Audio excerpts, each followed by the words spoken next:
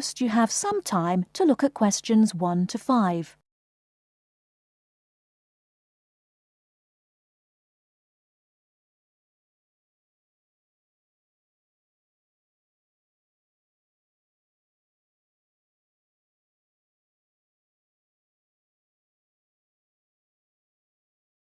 Now we shall begin. You should answer the questions as you listen, because you will not hear the recording a second time. Listen carefully and answer questions 1 to 5. Kingsbury College, can I help you? Oh, hello. I'm ringing to find out about one of your courses. Yes. Is that a daytime or an evening course? Evening. Right. I'll just get a few details from you, if I may. Fine. Could I have your full name first of all? It's Peter Wright. That's W-R-I-G-H-T.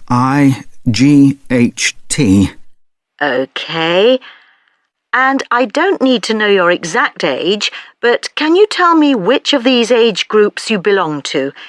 18 to 25, 26 to 35, 36 to 45, or over 45? 18 to 25. Fine. And do you have a job, or are you a full-time student? I'm an accountant. I just do courses in my spare time for interest. OK. Right. And your address, Mr. Wright? It's 11 Forest Road. Forest? Yes. Is that in Kingsbury? Yes, it is. I'm just down the road here. And do you have a phone number? It's 992471. That's my home number. I haven't got a work number. That's fine. We probably won't need it. Before you hear the rest of the conversation, you have some time to look at questions 6 to 10.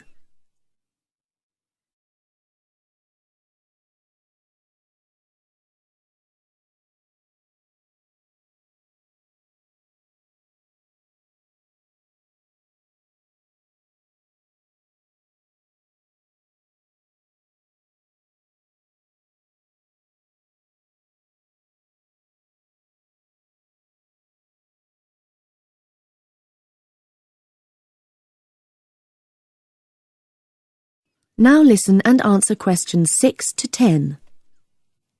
Now, you want to register for a course. Yes, cookery. Do you happen to know the exact title of the course? We've got Thai cookery on Wednesdays, or Mexican cookery on Fridays, or... Mexican. I'd like to do both, but I'm busy on Wednesdays. OK. Well, you can always do the other one next term, I suppose. Now, do you know when it begins? Is it the 26th of March? That's right. And it's £45 in total. That's including the ingredients. How would you like to pay? Card? Cash? Can I send a cheque? You can, yes, as long as it arrives at least 1 week before the start of the course. OK. And I'll just give you a reference number, if you could make a note of it and write it on the back. Yes? It's CZ943. Yes, got that. Good. Well, there's just one last question. Do you have any special requirements that I should make a note of? Yes, there is one thing. I use a wheelchair. Right, so you need to have access for that. OK. Don't worry, your room is on the ground floor and I'll make sure there are no steps involved. We can always put a ramp in. Thanks. So, we look forward to seeing you on the 26th of March.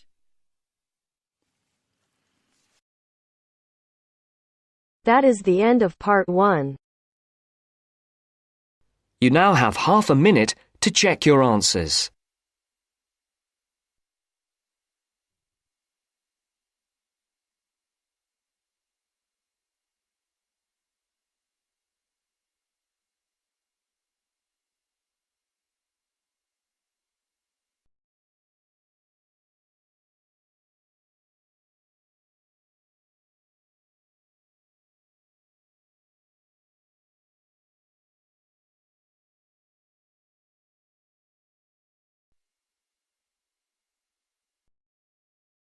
Now turns to Part 2. Part 2. You are going to hear a guide named Matt who is introducing their trip in Wildlife Haven. Now you have some time to look at questions 11 to 15.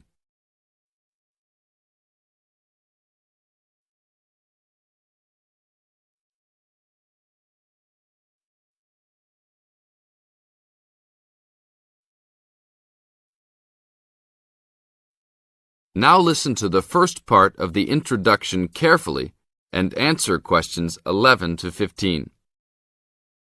Well, good morning, everybody.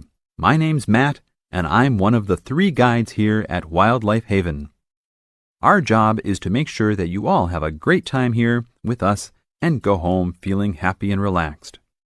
As you can see, we're away from the city in a remote area between a national park and the sea.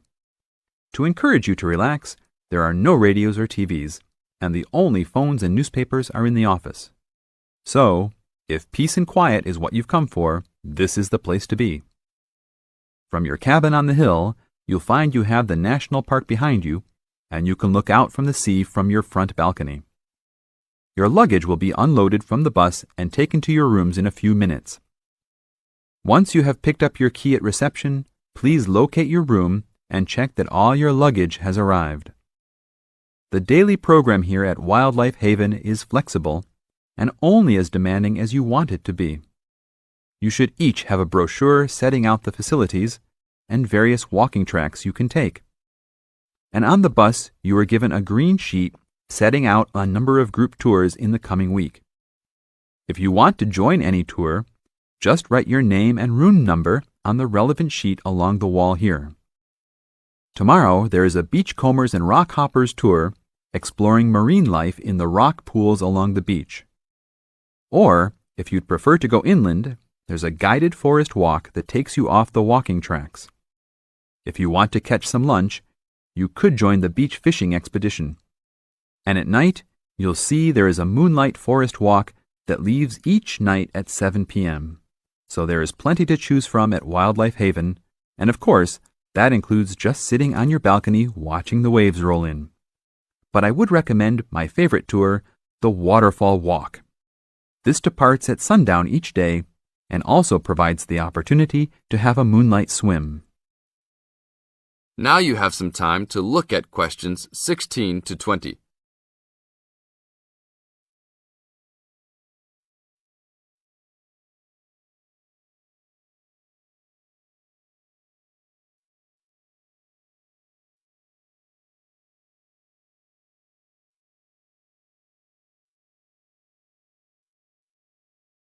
In the second part of the introduction, you are going to get some advice from Matt.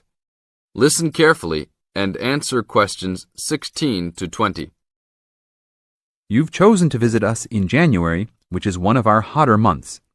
And although you may be tempted to wear a minimum of clothing, you should always take precautions against injury, particularly in the national park. This includes sensible footwear. You'd be surprised how many of our guests ignore this advice and end up being sorry. And socks are a good idea too. And even though you might be under trees a lot of the time, it's a good idea to wear a hat in this hot climate. There's no need to be too concerned about walking in the national park, provided you use common sense. It's true that there are poisonous spiders in the park, but they are really more frightened of you than you are likely to be of them. I should also warn you against eating any wild berries. Some are edible, but you should avoid them all. We'll provide all the food you can eat. Well, that's about all for now. Dinner is from 6 to 8 p.m. in this building.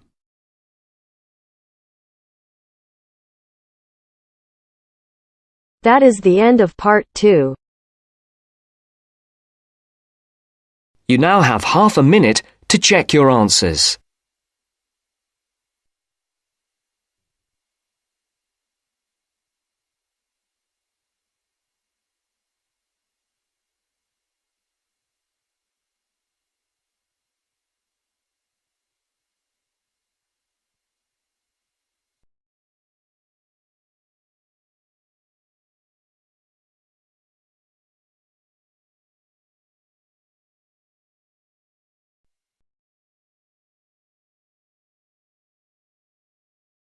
Now turns to part 3.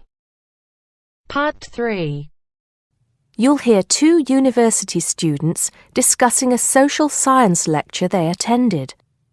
First, you have some time to look at questions 21 to 24.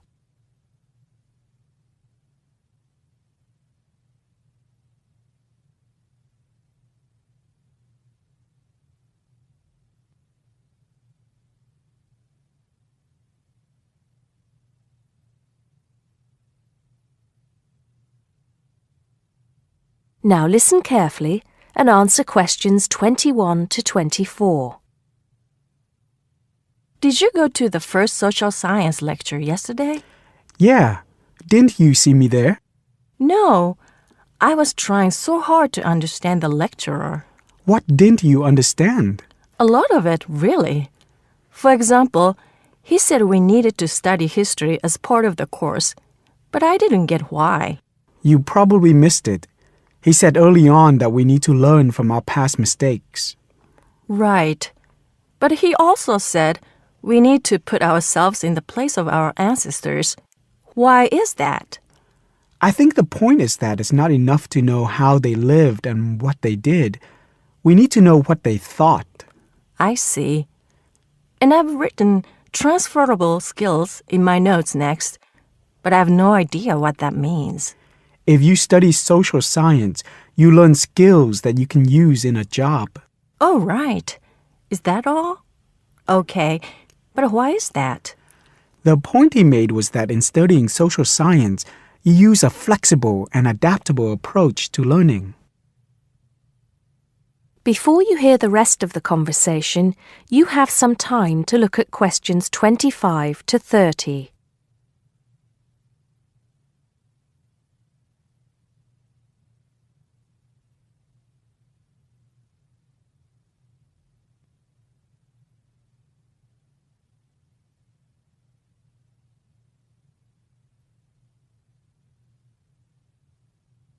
Now listen and answer questions 25 to 30. He also kept mentioning all the other subjects we will need to study as part of the course. I didn't write them all down, did you? Some of them. I think I can make sense of my notes.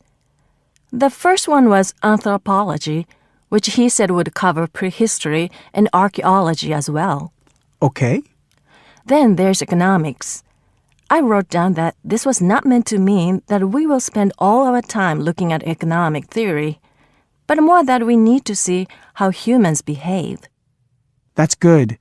I don't think I could handle economic theory. He said something about education too, didn't he? Yeah.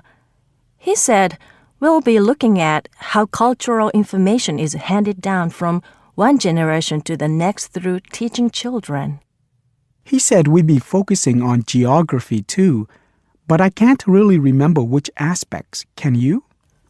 I noted it down, I think. Here we are, yes, particularly in relation to urban planning. It's law that I got confused about. I didn't understand why he linked that to economics. I think he meant that laws affect the way wealth is distributed. That makes sense. Now, what are the science wars? Okay, I did get that. The science wars are about how social science collects information.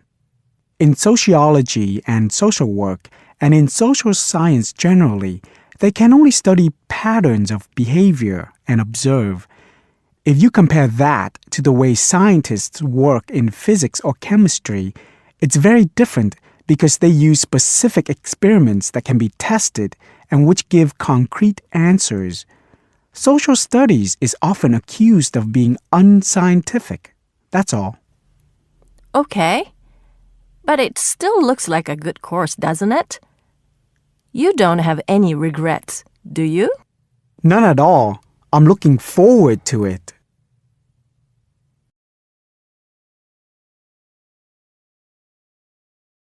That is the end of part 3.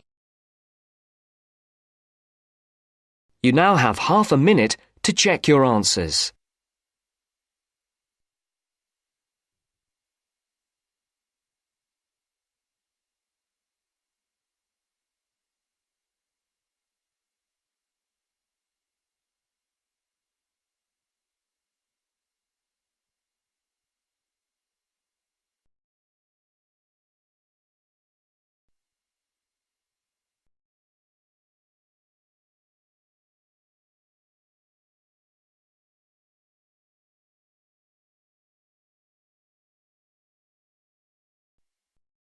Now turns to Part 4. Part 4. In this section, you'll hear a lecture on coral reef. First, you have some time to read questions 31 to 40.